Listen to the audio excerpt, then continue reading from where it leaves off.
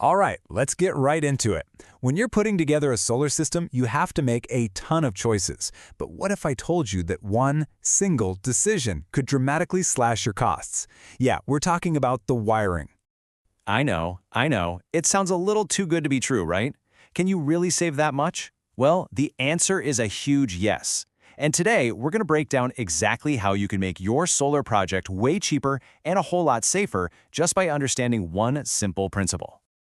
And there's that number, 60%. We're talking about a 60% reduction in your wiring costs. Now, this isn't about some trick or cutting corners on power. It's about working smarter, not harder, by using the physics of electricity to your advantage. It's about using less of the single most expensive material in your setup. And that material is copper. The copper wire you need to link up your panels, your batteries, and your inverter. That stuff is a huge and honestly a really underestimated expense.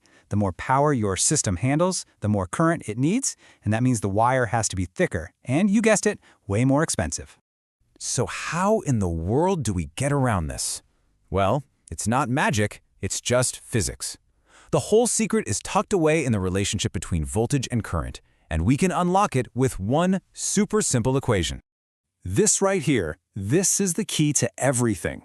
Power, which we measure in watts, is just voltage multiplied by current, which we measure in amps. You know, a good way to think about it is like water in a garden hose. Voltage is the water pressure, and current is the flow, or the amount of water coming out. You can get the same amount of water out with really high pressure and a tiny stream, or with low pressure and a big gushing flow. And that is the absolute heart of it. If you need a certain amount of power, you have a choice to make.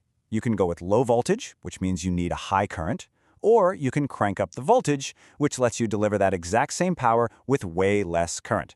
This is the secret that saves you all that money. This comparison lays it all out perfectly. A low-voltage system is like that low-pressure hose. It needs a massive flow of current to get the job done. And that requires a huge, thick, and really expensive copper wire to handle it all. But a high-voltage system, it just sips the current. That means you can use a much thinner, and you got it, much cheaper wire to deliver the exact same amount of power. Okay, theory is great and all, but let's see how this actually works with some real numbers. We're going to pit two of the most common system voltages against each other, 12 volts versus 48 volts in a head-to-head showdown. So let's set the stage for our little experiment. We've got a pretty standard 1200-watt solar setup, and the distance we need to run our wire is 10 meters, which is about 33 feet. This is a super common scenario, for something like a van build, a small cabin, or an RV. Okay, get ready for this. At 12 volts, that 1200-watt system is pulling a whopping 100 amps of current. That demands a thick 25 square millimeter wire. Now watch what happens when we just double the voltage to 24 volts. The current gets sliced in half, down to 50 amps, and we can immediately step down to a much smaller 10 millimeter wire. But the real magic, the real game changer, is at 48 volts. The current plummets to just 25 amps. That lets us use a tiny 6 millimeter wire. That is less than a quarter of the copper we needed for the 12-volt system. So what does this actually mean for your wallet? Let's talk money. If we say the 12-volt wiring is our baseline at 100% of the cost, moving up to a 24-volt system cuts that price tag pretty much in half. But look at the 48-volt system. It comes in at only 40% of the original price. That is a 60% savings just by picking a higher system voltage from the start. I mean, those savings are incredible. But this whole thing isn't just about the money. Choosing a higher voltage system has another massive benefit. And honestly, it's arguably even more important: safety.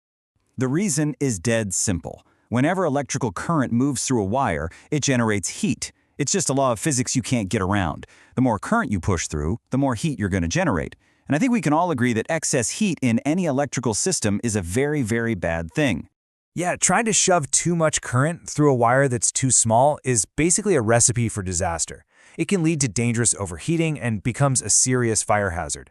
And even if you get lucky and it doesn't cause a fire, it tanks your system's performance, puts a ton of stress on your expensive gear, and can seriously shorten the lifespan of your batteries and your inverter. So, the path to building a safer, more reliable system is actually pretty clear. First, go for the highest voltage your components can safely handle, which is very often 48 volts. Second, you have to always calculate your required wire size correctly. You need to account for things like voltage drop and build in safety margins. And third, and this is non-negotiable, never skip the proper fuses and breakers. They are your system's most important safety net. So as we start to bring this all together, it becomes really obvious that your system voltage isn't just some minor technical detail. It is one of the most important strategic choices you will make for your entire solar project. This pro tip really just says it all, doesn't it? The benefits just keep stacking up. It starts with saving a bunch of money on copper, but that leads to a system that runs cooler, runs more efficiently, and ultimately protects your big investment by making its most expensive parts last longer. So if you remember only one thing today, please let it be this simple mantra. Higher voltage equals lower current. And lower current means you get bigger savings on your wiring, and you build a system that is fundamentally safer and more durable. It's a total win-win. And that leaves us with one final question for you to think about. Now that you know the secret, take a look at your own plans or your current setup and ask yourself, is it actually designed to work smarter and save you money, or is it costing you more in copper and in safety than it really needs to? The choice is all yours.